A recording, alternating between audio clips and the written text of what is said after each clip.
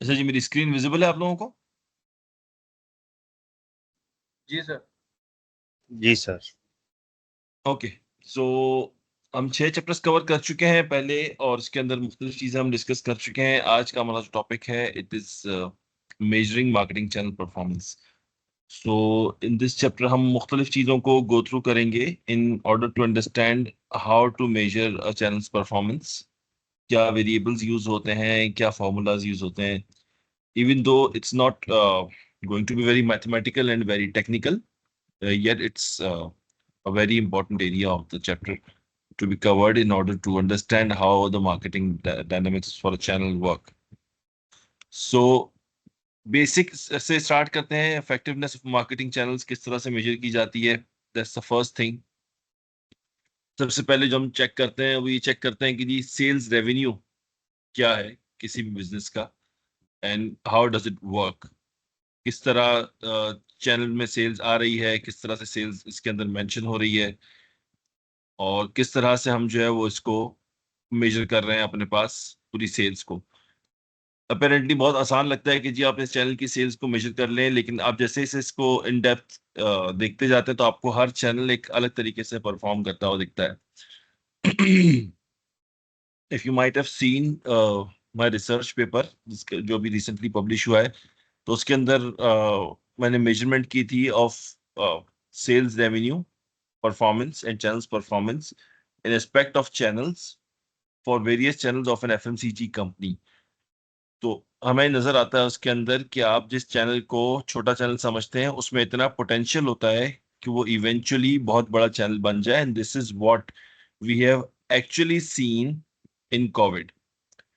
हमने कोविड से पहले पहले उमूमी तौर पे जो कंपनीज के ई कॉम डिपार्टमेंट्स थे वो उतने स्टेब्लिश नहीं थे, उनका ई कॉम पे फोकस इतना ज़्यादा नहीं था। एक अंडरडॉग किस्म का चैनल था जिसके अंदर मार्केट जो है वो लर्निंग के फेज से गुजर रही थी, अडॉप्ट करने की कोशिश कर रही थी पाकिस्तान में स्पेशली। लोग उस चैनल के बिहेवियर को समझ रहे थे, मुख्तलिफ चीज़ें ट्राई कर रहे थे। कोई एल्गोरिदम्स की बात करता था, कोई कैंपेन्स की बात करता था, कोई पोस्टिंग की बात करता था, and then COVID came and the brick and mortar channel just went down the drain when it came to sales। और हमने एकदम से एवोल्यूशन देखा कि एक ऐसा चैनल जो बहुत ज्यादा अंडरडॉग और अंडर वैल्यूड था, उसकी परफॉर्मेंस एकदम से शूट कर गई, और वो अपनी बहुत सी कंपनीज के अंदर वो एक इंडिविजुअल चैनल जो है वो पूरी कंपनी की को लीड करने लगा। This is one thing that we have seen. On the other hand, we have also seen cases कि नेस्ले हो गया, यूनिलीवर हो गया, इफ्को हो गया, यंग्स फूड हो गया, इन्होंने फील किया कि जी पाकिस्तान के अंदर हमें फील हो रहा है, ग्लोबली तो phenomena already checked and tested है। उन्होंने फील किया कि जी हमें ऐसा लग रहा है कि हमारे आउट ऑफ होम जो बिजनेस है, यानी रिटेल से हट के जो बिजनेस है या सुपरमार्केट से हट के जो बिजनेस है, उसके अंदर कुछ पोटेंशियल है, and they kept on trying it, which resulted in development of new companies all together, जिसमें आप नेस्ले से नेस्ले प्रोफेशनल बिल्ड हुई, यूनिलीवर से यूनिलीवर फूड सॉल्यूशंस बिल्ड हुआ, यंग्स का आउट ऑफ होम बिल्ड हुआ, फिर टपाल ने अपना आउट ऑफ होम बिल्ड किया। आप अब उमूमी तौर पे जब घर की शॉपिंग के लिए जाते हैं तो आप टपाल का टी बैग बाय नहीं करते, लेकिन जब आप ऑफिस की शॉपिंग की बात करते हैं तो आप कहते हैं कि हाँ जी टी बैग्स देख लो, ये लिप्टन की है टपाल की। So there is a completely new channel all together, और उसका सेल्स रेवेन्यू उसकी पहली performance measurement. Second thing is the sales volume. बहुत सी कंपनीज ऐसी हैं जो अपनी सेल्स वैल्यू से ज्यादा सेल्स वॉल्यूम को प्रेफरेंस देती हैं कि जी मेरी सेल्स वॉल्यूम क्या है, क्योंकि उनका वॉल्यूम ही ड्राइव करता है उनकी एक्चुअल रेवेन्यू को और उनकी प्रॉफिटेबिलिटी को।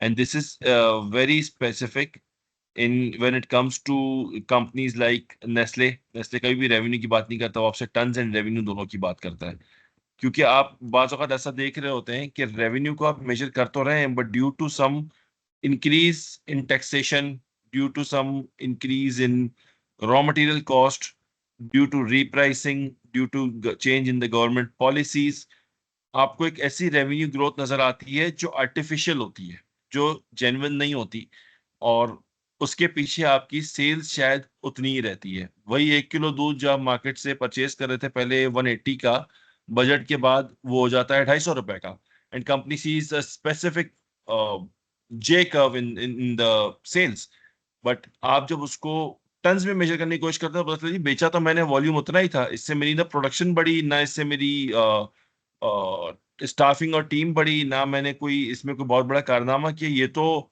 अल्लाह वास्ते की सेल आ गई, राइट, आसमानी सेल आ गई। तो इसको मेजर करने के लिए, क्रॉस चेक करने के लिए जो दूसरा एंगल होता है वो होता है सेल्स वॉल्यूम्स का।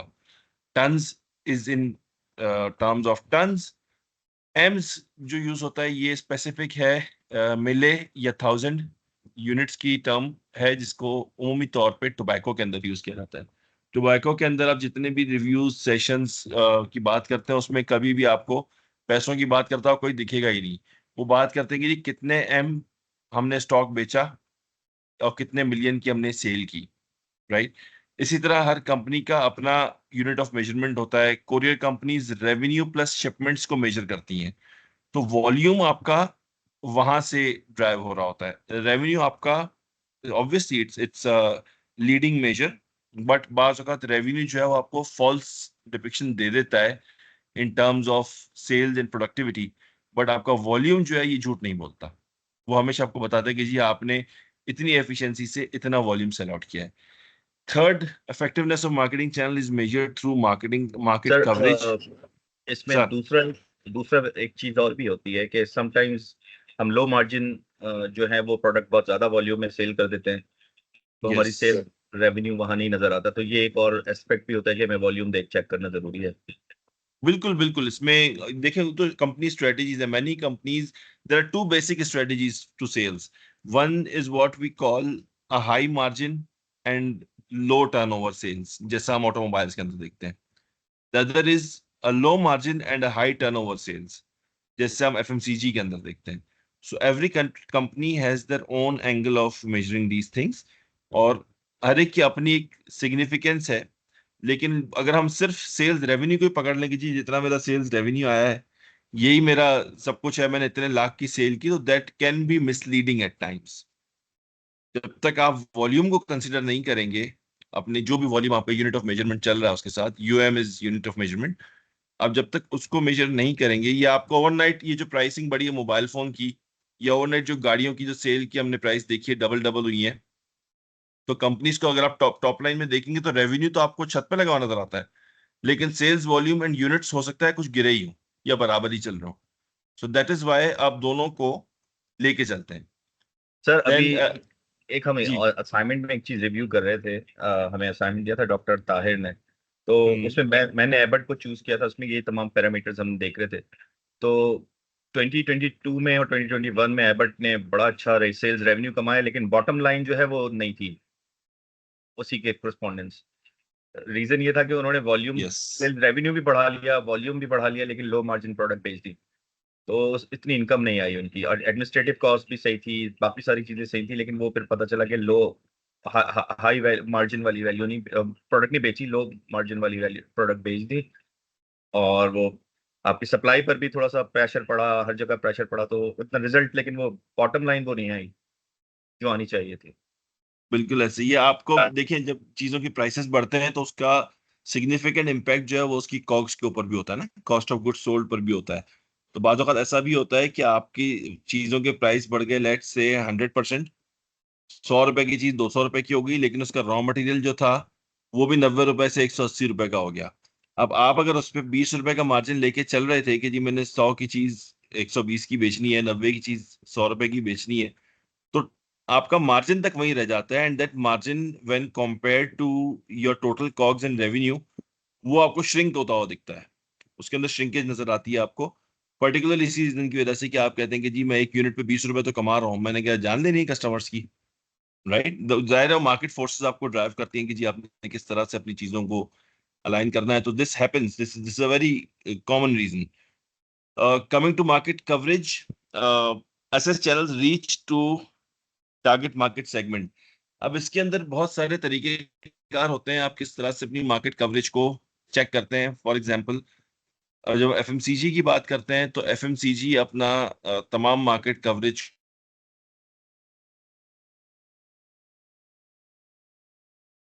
इन टाइप ऑफ शॉप्स के अंदर, लोकल ग्रोसरीज कौन सी हैं, लार्ज ग्रोसरीज कौन सी हैं, टॉप ग्रोसरीज कौन सी हैं, लो वॉल्यूम रिटेलर कौन सा है, super store, supermarket, IMT, LMT, इन सब के अंदर ब्रेक करता है। एंड देन देखता है कि वो कितनी मार्केट के अंदर मौजूद है, एंड देन उसके पीछे उसके ऑडिट्स होते हैं।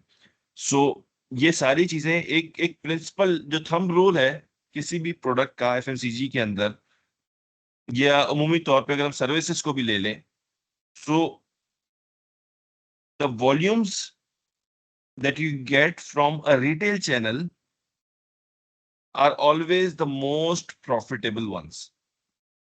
और जो भी वॉल्यूम्स आप कॉर्पोरेट सेल्स से लेते हैं उमूमी तौर पे, वो सारे के सारे वॉल्यूम्स तो आपको बहुत अच्छे नजर आते हैं, लेकिन उसके अंदर मार्जिन आपकी श्रिंक होते हैं क्योंकि आप बल्क डील्स कर रहे होते हैं, राइट।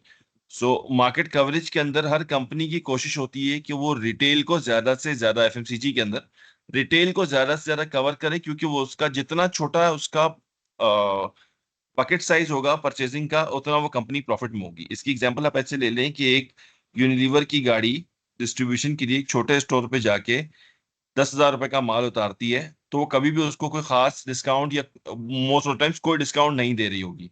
लेकिन वही यूनिलीवर की गाड़ी जब 5 लाख रुपए का माल इम्तियाज स्टोर पर उतार रही होगी, तो उसका वॉल्यूम तो अच्छा आ रहा होगा, लेकिन उसके साथ साथ उसके डिस्काउंट्स भी होंगे ड्यू टू बल्क परचेसिंग। सो ये वाला फॉर्मूला जहां पे अप्लाई होना शुरू हो जाता है, तो कंपनी की कोशिश होती है कि वो अपनी मार्केट को, कवरेज को ज्यादा से ज्यादा बढ़ाएं, and that is the biggest battle between a companies representative, जो एरिया लेवल पे या रीजनल लेवल पे या टेरिटरी लेवल पे होते हैं, एंड द डिस्ट्रीब्यूटर्स।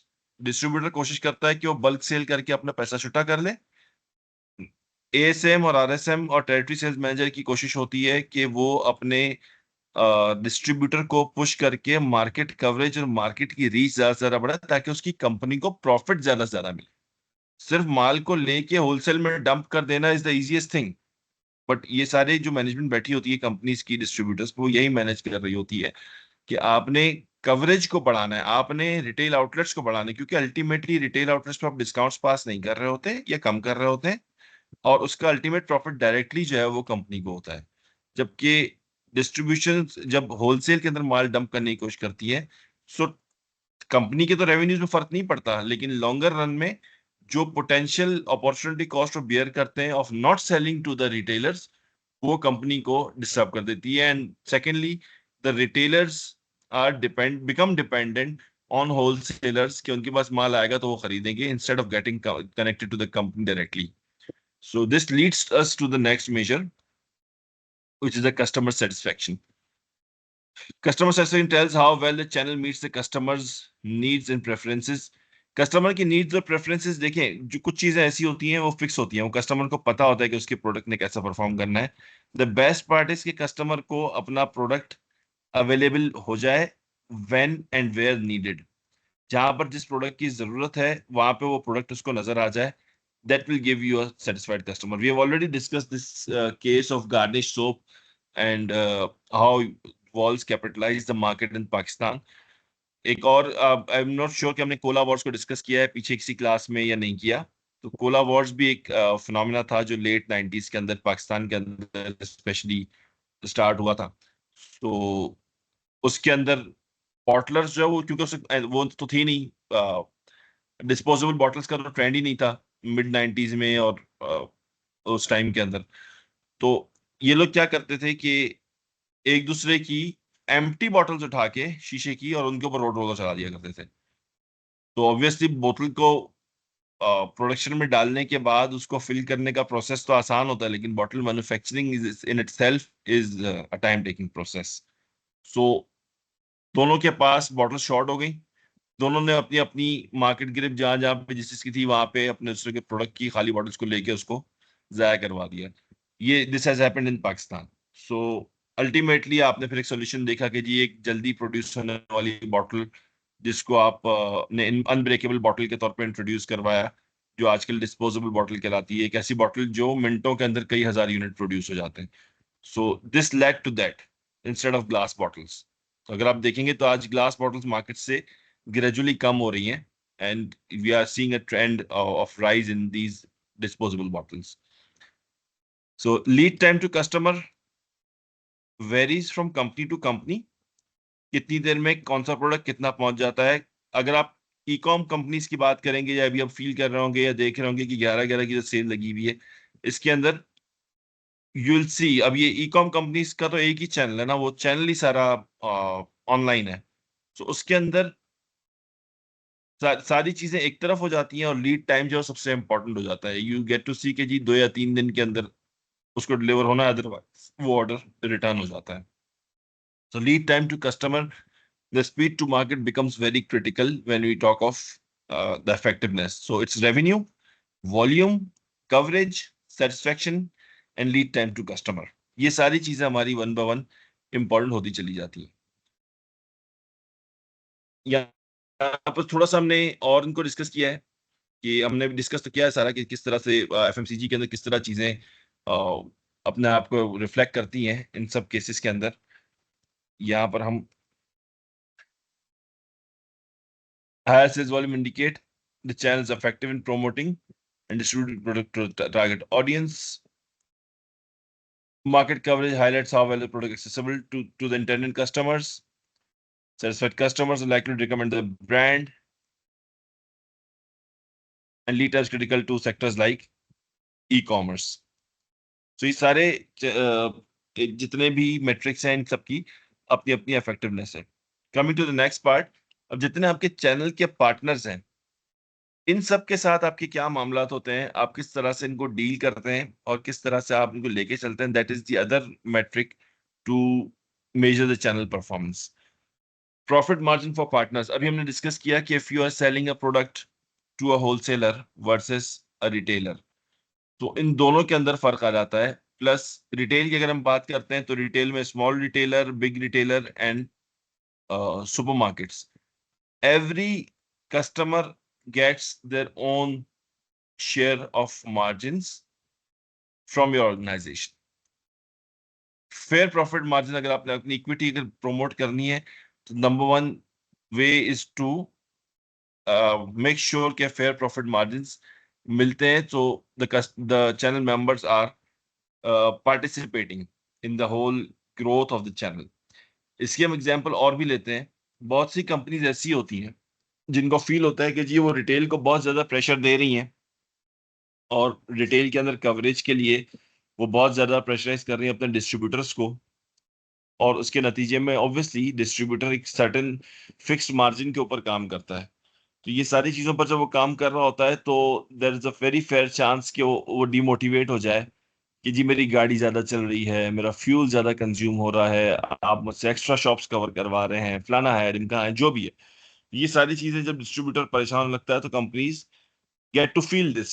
वहां पे जो रिप्रेजेंटेटिव्स होते हैं वो कम्युनिकेट करते हैं अपनी कंपनियों के, जी this is something which is eroding the margins of your business partner, और इसकी मोटिवेशन के अंदर फर्क आ रहा है।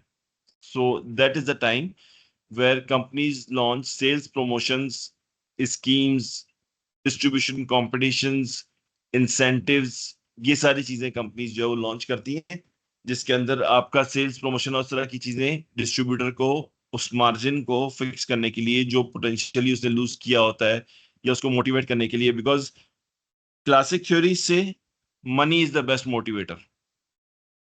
किसी भी बिजनेस के अंदर, किसी भी काम के अंदर, money is the best motivator. So to motivate the channel partners through money, they not only introduce schemes, promotions, competitions in the distributions, they also bring it down to the level of the retailers. And in some cases, they bring it down to the level of the buyers and the consumers. कि जी आप इसके अंदर हिस्सा लें, scratch card scheme ले लें, scheme ले लें, कोकोमो के अंदर से गोल्डन वाला कोकोमो की पिक्चर लेके हमें भेज दें। This is what we have seen. बोतल के कवर में से उम्रे का टिकट निकाल लें, एंड फ्लान का। तो ये सारी चीजें दे keep on pushing the value chain for more and more profits. Second way of doing things is revenue share agreements. बहुत सी कंपनी ऐसी होती हैं जो फाइनेंशियल एग्रीमेंट्स कर लेती हैं अपने सप्लायर पार्टनर से, अपने फॉरवर्ड इंटीग्रेशन पार्टनर से, कि भाई आप इतना बेचते, तो आपको इतना प्रॉफिट मिलेगा, इतना करेंगे इतना प्रॉफिट मिलेगा, इतना करेंगे इतना प्रॉफिट मिलेगा।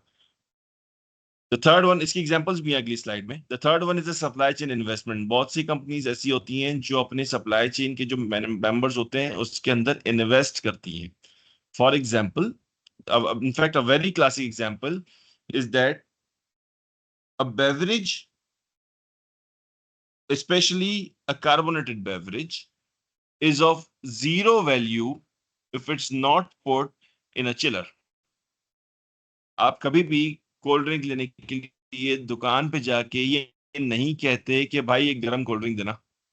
आपकी नजर में, कंज्यूमर की नजर में उसकी वर्थ जीरो है।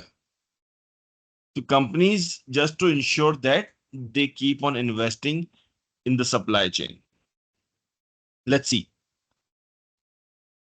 Engro Foods share the percentage of profits with distributors. जितना बेचेंगे उस पर परसेंटेज का आपको हिस्सा मिल जाएगा। बहुत सी companies, even TCS at some level does this, कि वो कहती है सेल्स की टीम को कि भाई आप इसको बेचो और आपको हम इतने इसके परसेंटेज दे देंगे। या आपका जो रिटेल आउटलेट पर लड़का बैठा होता है उसको बोलते हैं कि जी आप ये चीज बेचें तो हम प्रॉफिट का इतना परसेंट आपको दे देते हैं। रेवेन्यू शेयर एग्रीमेंट्स ये व्हीकल्स के अंदर होते हैं। पार्क्स, ये देखिए, अगर आप park Suzuki has agreements with authorised dealers on revenue share from vehicle sales. This ensures both parties benefit from the sales while balancing profitability between the company and its dealers. The more you sell, the more you get. Supply chain investment Nestle Pakistan भी कर रहा है, Coke Pepsi भी करते हैं। अब तो छोटी, अगर आप देखेंगे तो आपको केएनएन के चिलर भी नजर आते हैं, आपको डेयरी मिल्क के भी छोटे यूनिट्स नजर आते हैं। So why are these investing? They all in want to invest to, number one, to keep their products in the proper shape. Number two, they want to support the sales of their product and make it a mutually beneficial deal in order to serve the customer and in order to bring to the company. Now, other units किस तरह से हमारे measurement होती है? This is little technical, but we will not get into too much of numbers and too much of details. Cost per unit sold आपकी क्या है? This is a very important measure. Calculate total cost per unit to determine cost efficiency in each channel. Efficiency improves when cost per unit are minimized without compromising product quality. Now, Metro Cash and Carry की बड़ी मजे की example है। Metro Cash and Carry achieves this by optimizing storage and distribution costs. लेकिन हमने तो ये देखा है कि मेट्रो तो एक कैश एंड कैरी बिजनेस है। मेट्रो के अंदर तो आप वॉक इन करते हैं, कस्टमर वॉक इन करता है एंड देन उसकी सारी ओवरहेड कॉस्ट तो फिक्स होनी चाहिए। But I don't know how many of you know this, that Metro has its own institutional sales unit, retail sales unit, and Horeca sales unit. हर एक के अपने डायनामिक्स हैं, हर एक की अपनी वे ऑफ सेलिंग है। जो रिटेल वाला है उसका फोकस होता है मेनली एफएमसीजी प्रोडक्ट्स के ऊपर। वो जाते हैं, वो वहाँ पे ऑर्डर्स बुक करते हैं and then they send out the products. इनके प्रोडक्ट्स उमूमी तौर पे जेनेरिक होते हैं, स्टेपल होते हैं, बल्क, दाल, आटा, चीनी, एफएमसीजी प्रोडक्ट्स, प्रोटीन के, ये सारी चीजें होती। द बीएनआई टीम और द बिजनेस इंस्टीट्यूशन टीम, ये टीम जो सेल कर रही होती है, इसकी जो सेल होने वाले प्रोडक्ट होते हैं उनके अंदर tea bags, powdered milk, paper, stationery and little cash boxes और इस तरह के आइटम्स होते हैं। हॉरेका की जो टीम होती है, होटल्स, रेस्टोरेंट्स एंड कैफेज की, उसकी सेल्स के अंदर गोश्त, chicken, oil, creams, mayonnaise, ketchup के बिग पैक्स, ऑयल के 16 किलो के डब्बे। सो ये सारी टीमें फील्ड के अंदर वर्किंग कर रही होती हैं and then they calculate their whole cost कि जी हमारी कितने कॉस्ट कहाँ पे गई है। तो इनकी जो स्टाफ की कॉस्ट है that also becomes the overhead cost. Second measure of checking the efficiency of marketing channels is the inventory turnover rate. कि आपकी इन्वेंट्री कितनी जल्दी खत्म हो जाती है और आप उसको कितना जल्दी रिप्लेस कर सकते हैं. Now there are two things, the sales and the replenishment. This is not only sales. सिर्फ बिक जाना इन्वेंट्री टर्नओवर नहीं है, उसका बिक जाना और उसका रिप्लेनिश होने की रफ्तार, ये दोनों चीजें बहुत ज्यादा इंपॉर्टेंट हैं to check how frequently inventory is sold and replaced within a given period. Because अगर तो आपका प्रोडक्ट अच्छा है और बिक रहा है और आप उसको रेप्लेनिश नहीं कर पा रहे, your customer will lose selling your products. वो आपके प्रोडक्ट को भी रखना पसंद नहीं करेगा, एक ऐसा प्रोडक्ट जो जो कि रेप्लेनिश हो ही नहीं सकता. या अगर आपका प्रोडक्ट बिकता ही नहीं है तो आप ओवर इन्वेंट्री तो रखवा ही नहीं सकते किसी के पास, कोई अपना पैसा ब्लॉक नहीं करेगा. So you have to keep on checking it कि आपका इन्वेंट्री टर्नओवर रेट क्या है within a week, within a day. ये सारी चीजें कंपनीज हैव दिस मेट्रिक. जो जो एडवांस कंपनीज हैं जिनके सॉफ्टवेयर डेवलप्ड हैं, वो इस चीज को चेक करती हैं स्टोर के लेवल तक कि जी मेरा XYZ वेरिएंट था. अगर हर ऑर्डर के अंदर, let's say an order booker is going there thrice a week और 3 times अ वीक उसकी वो बुकिंग करके आ रहा है एक ही प्रोडक्ट की, इसका मतलब कि उसका टर्नओवर रेट अच्छा है. एंड 3 बार अगर वो प्रोडक्ट खत्म हो रहा है, this also indicates the fact कि वहां पर मजीद प्रोडक्ट डेप्थ बढ़ाने की गुंजाइश है, उसके अंदर ज्यादा वॉल्यूम प्लेस करने की गुंजाइश है. अगर वो 100 यूनिट करके खरीद रहा है, इसका मतलब 100 यूनिट वो एक वीक के अंदर बेच सकता है, तो मैं अगले ऑर्डर बुकिंग पे 110 यूनिट बेच सकता हूँ. There is a possibility. उसके दो इम्पैक्ट होंगे, या तो वो 110 के 110 बिक जाएंगे तो मेरा बकेट साइज बढ़ जाएगा. This is how companies grow sales. अगर वो 110 के बाद 90 के अगला ऑर्डर आता है, तो इसका मतलब ये हो गया कि उसका बकेट साइज है ही 100 का, वो 100 से ऊपर बेचने की सलाहियत ही नहीं रखता. So this is how you monitor the sales up to the level of retailers कि आपका टर्नओवर कितना है, कितनी जल्दी स्टॉक मूवमेंट होती है और कितनी जल्दी आप उसको रेप्लेनिश करते हैं. Third is the channel profitability. ये हमने पहले भी डिस्कस किया है, दोबारा रिपीट कर देते हैं. Every channel has its own profitability. जो कंपनीज ऑनलाइन चैनल्स के थ्रू बेच रही होती हैं, उनका ब्रिक एंड मोटार की कॉस्ट ना होने के बराबर होती है, क्योंकि उनका सिर्फ एक ऑफिस ही होता है सेंट्रल. ठीक है.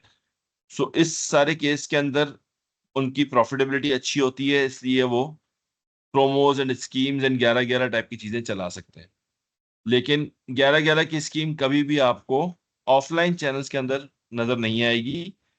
रीजन बीइंग कि जो कंपनीज लाइक नेस्ले या यूनिलीवर या ये सारी कंपनीज हैं, इनकी operational cost given the distribution cost and all the primary logistics and everything, ये सारी इतनी ज्यादा होती है कि आप इस पूरे चैनल के अंदर अननेसेसरली उन प्रमोशंस को अफोर्ड नहीं कर सकते until unless you have a separate marketing budget for that, right? So आपके हर चैनल की प्रॉफिटेबिलिटी बहुत सेपरेट होती है.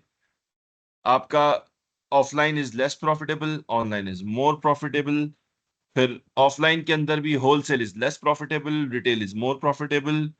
देन रिटेल के अंदर small retail is more profitable, big retail is less profitable. So ये सारे मार्जिन आपके दाएं बाएं and you keep on, if you have budgets you keep on playing with these channels to ensure their profitability and to ensure your profitability. Tracking mechanisms in marketing channels. 4 की measurement channels हैं जिनके 4 की वो है trekking mechanisms हैं जिनके through आप अपने चैनल्स की परफॉर्मेंस को मेजर करते हैं. Number 1 is point of sales data, जहां पे आपका प्रोडक्ट स्वैप हो रहा होता है. Number 2 is customer relationship software, CRM software. Number 3 is inventory management systems. And number 4 जो स्पेसिफिकली ऑनलाइन इसके अंदर यूज होता है चैनल्स के अंदर, ये यूज करते हैं डिजिटल एनालिटिक्स, जिसमें गूगल हो गया या और सॉफ्टवेयर्स हो जाते हैं. So you have to track numbers in order to measure the performance of your marketing channel. Point of sales सबसे ज्यादा एफिशिएंट इसलिए कहलाता है क्योंकि वो एंड यूजर के बिहेवियर को शो कर रहा होता है. CRM सॉफ्टवेयर्स आपको उमूमी तौर पे, अगर आप डायरेक्टली कस्टमर से कनेक्टेड नहीं, अगर कस्टमर से डायरेक्टली कनेक्टेड है जैसे जैज है ये जैसे दराज या यंगो इस तरह की कंपनीज हैं, टेक बेस्ड कंपनीज है, वो कस्टमर से डायरेक्टली कनेक्टेड है। लेकिन for FMCGs, CRM software are limited to the level of their primary sales. क्योंकि प्राइमरी सेल्स कितनी हुई, इससे आगे की जो कहानी है वो सारा का सारा आपको, अगर आपका डिस्ट्रीब्यूटर यूज कर रहा है आपका सीआरएम, तो आप सेकेंडरी तक मॉनिटर कर सकते हैं, but that is it. So company से लेके डिस्ट्रीब्यूटर तक सीआरएम, डिस्ट्रीब्यूटर से लेके बायर तक सीआरएम, बायर से फाइनल कंज्यूमर तक पीओएस। कंपनी के अपने अंदर वेयरहाउस के अंदर उस प्रोडक्ट की मूवमेंट कैसी हो रही है, आईएमएस। एंड कंपनी के ऑनलाइन चैनल्स के अंदर उसकी परफॉर्मेंस कैसी है, that that has that is measured through the digital channels. बहुत सी कंपनीज ऐसी होती हैं जो इन सबको कनेक्ट कर देती हैं, दे रन सॉफ्टवेयर्स। बहुत सी कंपनी ऐसी होती हैं जिनके सीआरएम के अंदर डैशबोर्ड्स बने हुए होते हैं, पीओएस को आप एनालाइज करते हैं, टेलीकम्युनिकेशन की डाटा को आप एनालाइज करते हैं, you get to measure them through various tools. और ये सारे टूल्स आपको बता देते हैं कि जी आपका ये वाला चैनल कितना एफिशिएंट है इन देयर परफॉर्मेंस। यहां तक कोई सवाल?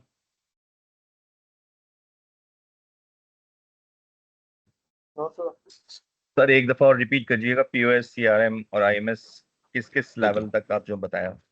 ओके, देखिए, कंपनीज जब मैन्युफैक्चर करती हैं प्रोडक्ट को, तो रखती हैं उसको वेयरहाउस में, राइट। वेयरहाउस के अंदर से उसकी मूवमेंट कैसी हो रही है, वो मेजर होती है through inventory management systems and through CRMs. Company से लेके डिस्ट्रीब्यूटर तक जो प्रोडक्ट जाता है, इसको कहा जाता है primary sales. Primary sales IMS और सीआरएम के थ्रू मेजर हो जाती है, क्योंकि आपको पता हो रहा था कि कितना स्टॉक इन हुआ और कितना स्टॉक आपका आउट हो गया। यहां तक क्लियर है? जी सर। बहुत सी कंपनीज ऐसी होती हैं जो अपने सीआरएम्स को इंस्टॉल करवाती हैं अपने डिस्ट्रीब्यूटर्स पे। वो डिस्ट्रीब्यूटर जितना माल बेचता है जिस दुकान के अगेंस्ट में, यहां तक रिकॉर्ड हो जाता है। तो आपके पास डाटा की यहां तक ट्रैकिंग आ जाती है कि ये प्रोडक्ट मेरे किस कस्टमर ने कितना खरीदा। Customer as in retailers and wholesalers and supermarkets etcetera. यहां तक पहुंच के आप रिटेल के लेवल पे और आप कस्टमर के लेवल पे जाके इसको सॉफ्टवेयर को इंस्टॉल नहीं करवाते, तो इसकी विजिबिलिटी यहां पे जाके रुक जाती है। इसके बाद जो आपको विजिबिलिटी मिलती है वो मिलती है पीओएस से, पॉइंट ऑफ सेल से, जहां पे आप अपना प्रोडक्ट बारकोड के ऊपर रीड करवा रहे होते हैं। चाहे वो कपड़े के आउटलेट हो, चाहे वो जूते के आउटलेट हो, वो बारकोड से रीड करता है, उसको बीप करता है सिस्टम, और आपका बिल जनरेट हो जाता है।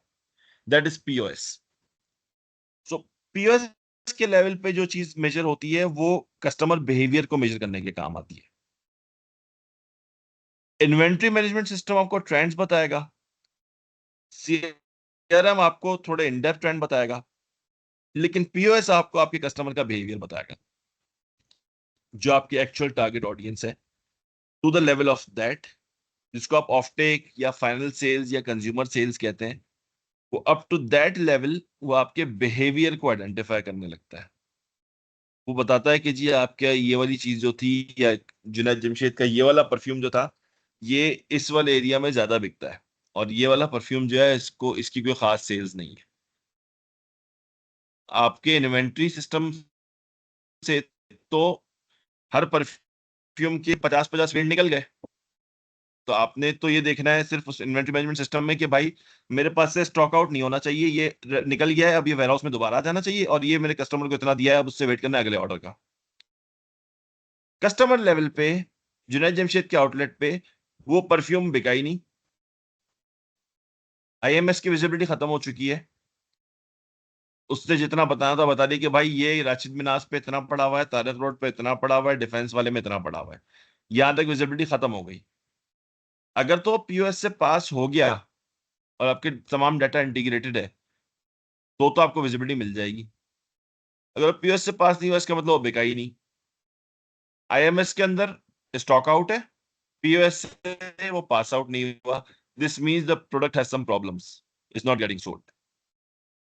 कस्टमर बिहेवियर इस प्रोडक्ट को पिक नहीं कर रहा, there is some problem. It can be a marketing problem, it can be a flavor problem, it can be an efficacy problem, it can be anything. वो सारा बिहेवियर उसका आपकी marketing campaign का problem हो सकता है आपने मार्केट अपनी जो ऑडियंस है उसको सही से टारगेट ही ना किया हो टू दैट लेवल. वो सारा बिहेवियर आपको पीओएस बताएगा, क्योंकि आईएमएस की आंखें बंद है वहां पे, सीआरएम की आंखें बंद है वहां पे. कस्टमर के बिहेवियर को आपसे पीओएस से मेजर कर सकते हैं. लेकिन वो कंपनीज जो डायरेक्टली कनेक्टेड हैं अपने कस्टमर से, जिसको आप कहते हैं कि जी आपकी डिजिटल डस्ट भी मॉनिटर हो रही है, जैसे गूगल, जैसे आपका कॉलिंग बिहेवियर. आप एक छोटा सा अपना फोन उठा के देखिए और उसके अंदर यूजेज आवर्स अपने देख लें डिजिटल वेलबींग के अंदर जाके. वो आपको ये बता देता है टू द लेवल कि आपने अपने दिन के 8 घंटे जो फोन यूज किया है उसके अंदर से आपने व्हाट्सएप कितना यूज किया है, आपने लिंक्डइन कितना यूज किया है, और आपने टिकटॉक कितना देखा है. ये तो वो एनालिटिक्स हैं जो आपके पास बीइंग अ यूजर मौजूद है, being a very basic user. एक स्टेप आगे बढ़ते हैं. जब आप जो लोग फेसबुक को एज एज करते हैं, वो जब अपना सेगमेंट बनाने लगते हैं तो उनके सामने तमाम वेरिएबल्स आना शुरू हो जाते हैं कि जी इस इलाके के लोग, इस तरह के बिहेवियर के लोग, वो लोग जो ये पसंद करते हो, फलाना करते हो, ढिमकाना करते हो, सेगमेंट बना के उसमें मार्केटिंग करते हैं. दैट इज द रीजन कि अगर आप यूट्यूब के ऊपर या कोई चीज आप अपनी यूज करना शुरू करते हैं, कोई स्पेसिफिक सूफियाना कलाम सुनना शुरू किया, एक सुना, दूसरा सुना, उसके बाद वो सजेशंस ऑटोमेटिकली देता है. This is how your data is being analysed, right? Many companies sell data up to the level of voice notes. आप डिस्कस कर रहे हैं किसी स्पेसिफिक ब्रांड को, खादी को डिस्कस किए जा रहे हैं दोस्तों के साथ बैठ के. आप घर आते हैं तो आपके सामने ऑटोमेटिकली खादी का ऐड आ जाता है,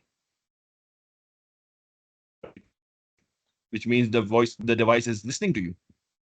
So this is how data are analyzed. Mark Zuckerberg पे जो केस हुआ था वो किस चीज पे हुआ था? It was all on data secrecy and privacy violation. उसने कहा जी हम तो एग्रीमेंट करवाते हैं आपसे कि हम आपके डाटा यूज करेंगे, हम आप तो पढ़ते ही नहीं है यूजर. वो तो आता है परमिशन, हम कहते हैं दो परमिशन काम करो. उससे कौन कौन सी परमिशन ले ली आपसे, आपने पढ़ा? कभी कभी नहीं पढ़ा. That is all used in data analytics.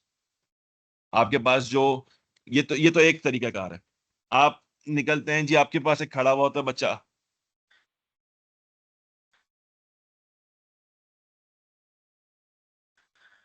Fuel pump, sir हमारी कौन हमारी प्रोमो आ रही है सर, 50 लीटर फ्यूल फ्री है कुरानदाजी के थ्रू. आपने वहां पे फॉर्म भर के दे दिया, उसको नंबर नंबर डाल के दे दिया. ताजगी से आया ना आया, आपको 4 और जगह से मैसेज आना शुरू हो जाते हैं. विलायती सामान, सस्ते आईफोन मिल रहे हैं, फलाना जैकपॉट 5,000 रुपए का मिल रहा है, यूज लैपटॉप ले लें, पीटीसीएल लॉक फोन ले लें. ये सब क्या है? ये डाटा कहाँ से जा रहा है? ये सब मार्केटिंग चैनल से जा रहा है. आप रेस्टोरेंट के अंदर एक स्लिप भर के दे देते हैं फीडबैक की, आप कस्टमर फॉर्म्स भर देते हैं वेबसाइट पे जाके, आप परचेसिंग के वक्त अपनी नंबर एंड डिटेल्स डाल देते हैं. वो तो शुक्र है कि आपका ये डाटा काफी हद तक इंक्रिप्टेड होता है कार्ड का, लेकिन मोबाइल नंबर थोड़ी इंक्रिप्टेड होते हैं, आपका डाटा थोड़ी इंक्रिप्टेड होता है. So you even don't know on an average एक आदमी का डाटा, मोबाइल डाटा या मोबाइल नंबर, एटलीस्ट पाकिस्तान जैसी I would say under developed economies के अंदर 300 से 400 कंपनियों के पास आपका डाटा मौजूद है, जो चीज आपको वक्तन फवक्तन बेचते रहते हैं. आपकी डिजिटल डस्ट, आपका ट्रेंड, आपकी यूजेज, आप क्या चीज पसंद करते हैं, क्या चीज नहीं करते, आप कौन से चैनल को, कौन से नाथवा को, डांसर को, एक्टर को अपने टिकटॉक पे फॉलो करते हैं या बहुत ज्यादा देखते हैं यूट्यूब पे, ऑटोमेटिकली वो आपको सजेस्ट करना शुरू करता है. हाउ डज दैट कम इन? आपका डाटा आपके ट्रेंड्स को रीड करते हैं, आपकी डिजिटल डस्ट को फॉलो करते हैं, then they give you what you want to see.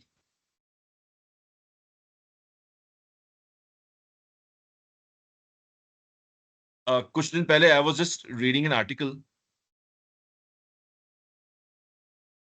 Netflix के ऑनर से किसी ने पूछा, who is your biggest competitor? And his answer was an amazing one. He said, my competition is never an streaming platform. Never. मेरा competition वही नहीं. Seka, but you are in this specific segment of streaming movies. Seka, yes, we are in this segment, but our competition is not with the streaming segments.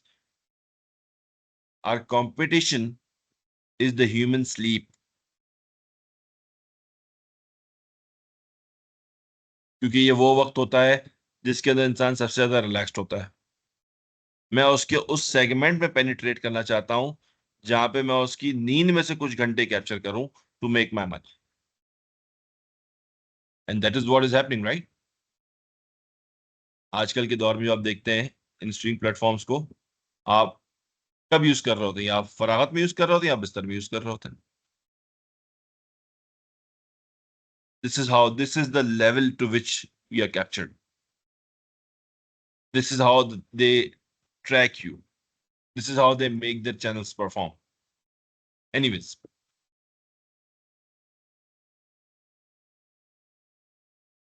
customer retention rate measures the percentage of customers who continue to buy through the same channel over time, indicating loyalty. Order fulfillment rate, percentage of orders successfully delivered within a promised time, reflecting channel reliability. आपका order 45 घंटे में आ जाएगा. India की एक बड़ी मशहूर campaign है, I don't remember, it's Domino's India, जो कहता है कि जी हाफ आवर में आपको पिज्जा डिलीवर करेंगे. उसके ऊपर एड्स भी बनते हैं. That is commitment. Order fulfilment rate. Channel revenue contribution tracks the revenue generated by each channel, aiding in resource allocation to high performance channels. जो परफॉर्मेंस ज्यादा दे रहा होगा चैनल, आप उसके अंदर ज्यादा पैसे लगाना शुरू करते हैं. Cost of acquisition, total cost to acquire a customer through a channel, crucial for understanding channel profitability. इसको थोड़ा सा, I'm not a digital marketing person, but मैं थोड़ा सा इसका कॉन्सेप्ट आपको देता हूँ. अगर कोई मुझसे ज्यादा डिजिटल मार्केटिंग, मुझसे ज्यादा ही होंगे जाहिर है, बहुत सारे लोग यहाँ पर डिजिटल मार्केटिंग की नॉलेज रखने वाले, उनमें से अगर कोई वॉलंटरली सीएससी को एक्सप्लेन करना चाहे, is there anyone?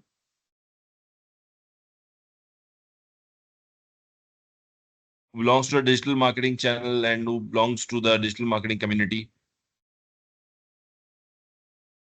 Anyone out there in the class?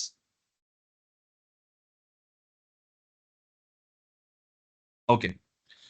So आप जितना पैसा स्पेंड करते हैं एड्स के ऊपर, उनकी जो कन्वर्जन आती है, फॉर एग्जांपल मैंने एड रन किया 2 लाख रुपए का. उस 2 लाख रुपए के अंदर फेसबुक ने कहा कि जी हम आपका एड जो है वो 40,000 लोगों तक पहुंचाएंगे, राइट? तो मेरा एक एड की कॉस्ट मुझे पड़ गई 5 रुपए की, लेकिन उसके अगेंस्ट में मेरे पास कन्वर्जन आती हैं सिर्फ 200. सो मैंने जो 2 लाख रुपए कन्वर्ट किया है उसमें से कन्वर्जन कॉस्ट 10,000 रुपए की पर यूनिट मुझे पड़ गई है. 10,000 रुपए की नहीं है, किसी 1,000 रुपए की, सॉरी, 1,000 रुपए की मुझे कन्वर्जन कॉस्ट पड़ गई है. अब जब मैं इस चीज को बेचूंगा, लेट्स से 2,000 रुपए का यूनिट में बेचूंगा, तो 1,000 रुपए is the cost of acquisition. ये वो कॉस्ट है जो मैंने उस कस्टमर को अपने चैनल पे ला के उसको परचेज करवाने के लिए उसके ऊपर स्पेंड की. सो अगर आपकी सीएससी वर्क के साथ साथ कम होती जाती है, इट्स अ गुड साइन. अगर आपकी सीएससी वर्क के साथ साथ बढ़ती जाती है, it's a sign that you are not marketing to the right channels. So अगर आप डिजिटल मार्केटिंग के मेट्रिक्स उठा के देखेंगे, या आप ने कहीं डिजिटल मार्केटिंग का कहीं पे किसी कोर्स के अंदर कवरेज की होगी मार्केटिंग के अंदर, so this is a very crucial element of measuring your performance of this channel. कितना आपने उसके ऊपर स्पेंड किया, कितना उसमें से बंदा आके उसने आपकी प्रोडक्ट को परचेज किया, राइट। सो अगर अभी आप देखेंगे तो आपके पास बहुत फ्रीक्वेंटली यूट्यूब पर टेमो के एड्स आ रहे हैं। तो टेमो की सीएसी इस वक्त छत पे लगी हुई है।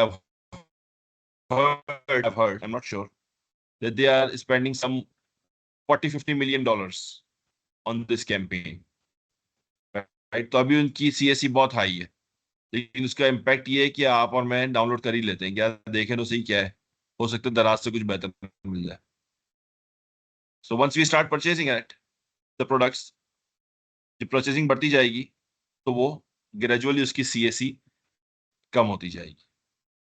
तो उसने वो कॉस्ट लगा दी है अपने कस्टमर्स के ऊपर, right. Next part is the data driven channel management decisions. आपके क्या की चैनल डिसीजंस होते हैं जो आपने लगाने होते हैं, चेक करने होते हैं in case of checking the channel performance. Number one is resource allocation, किस चैनल पे कितना बजट लगाना है, क्या करना है क्या नहीं करना है, लगाना है। Second is channel realignment, adjust और restructure channels in response to performance data to better meet customer needs. मेरा एक सिगरेट का ब्रांड है जो बिकता है, let's say on a lower economy sort of segment, 40 रुपए का पैकेट है।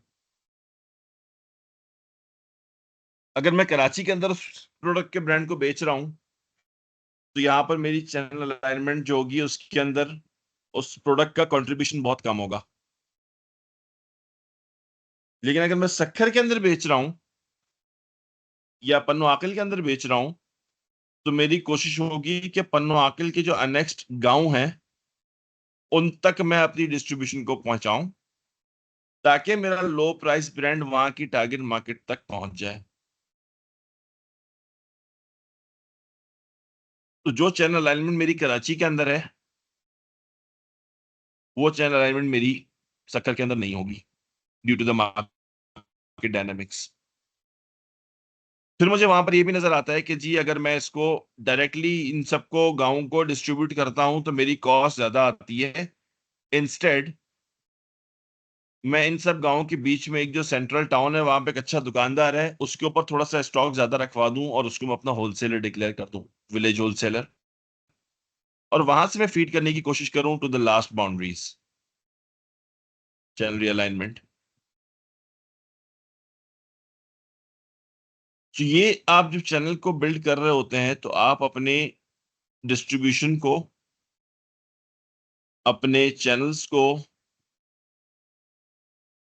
Time and again look into कर रहे होते हैं, ओवरसी कर रहे होते हैं कि आपने किस चैनल को कितना फोकस करवाना है, किसमें रीअलाइनमेंट की जरूरत है, किसमें आप होलसेल के लेवल पे रुक जाएंगे, किसमें आप डिस्ट्रीब्यूटर के लेवल पे रुक जाएंगे, किसके अंदर आप टू द लास्ट माइल जाएंगे कस्टमर के पास तक, और किस में आपने डायरेक्ट D2C पे काम करना है, कौन सा आपके लिए ज्यादा बेहतर है। Tesla focus on DTC, direct to customer, वो अपने कस्टमर से ज्यादा क्लोज रहना पसंद करता है। Toyota uses one channel dealer for its customers, वो कहते हैं कि जो मेरे पास आया वो डीलर के थ्रू आया। So these are all channel strategies. Channel innovation, आप अपने चैनल के अंदर क्या क्या इनोवेशन ला सकते हैं। Use customer feedback to introduce new channels और टेक्नोलॉजीज। अगर आपको थोड़ा सा पहले याद हो तो आपका यूफोन के अंदर, यूफोन के रिटेल के अंदर, हमारा आप रिटेलर्स है ना, यूफोन के रिटेल चैनल में एक फीचर आया था, आई एम नॉट श्योर कि अभी है कि नहीं है, कि आपका बैलेंस खत्म हो गया तो आपको दो प्रोविजन देता है। पहला प्रोविजन ये देता है कि बैलेंस ना हो तो भी आप कॉल करें, सामने वाले के पास मिस्ड कॉल चली जाएगी। आई एम नॉट श्योर अभी वो फीचर काम करता है नहीं करता, I am not a Ufone user, but मेरा ख्याल है कि अभी भी करता है। दूसरा प्रोविजन उन्होंने ये दिया था कि इफ योर लोन बैलेंस, 15 रुपए का लोन ले लें, अपनी अर्जेंट कॉल कर लें, अगला रिचार्ज करवाएंगे तो 15 रुपए आप रिफंड कर दें। What is this? All channel innovation. आपका चैनल अपने बिहेवियर की बेसिस पे ड्राइव करता है कि आपने अपने कस्टमर को क्या कन्वीनियंस और क्या ईज प्रोवाइड करनी है।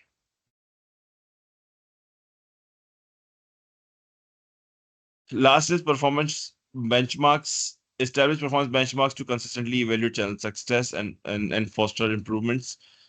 आप अपने कुछ चैनल्स का सैंपल लेके उनके परफॉर्मेंस देख के आप बेंचमार्क्स क्रिएट करते हैं और उसकी बेसिस पे आप परफॉर्मेंस को इवेलुएट करते हैं। ऑब्वियसली चाहे वो ह्यूमन रिसोर्स की परफॉर्मेंस हो, चाहे वो चैनल्स की परफॉर्मेंस हो, चाहे वो रिटेल की परफॉर्मेंस हो, you have to have a few benchmarks जिसके अगेंस्ट में आप अपने तमाम डिसीजंस को क्रॉस चेक करते हैं। वक्त आने पे आप उनके स्लैब्स बढ़ा या कम भी कर सकते हैं, एंड जरूरत पड़े तो आप उसको रिमूव भी कर सकते हैं। जरूरत पड़ने पे आप नए बेंचमार्क्स इंट्रोड्यूस भी करवा सकते हैं।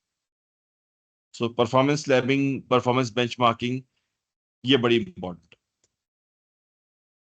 तो हमारा लेक्चर अभी यहाँ पे खत्म हो जाता है।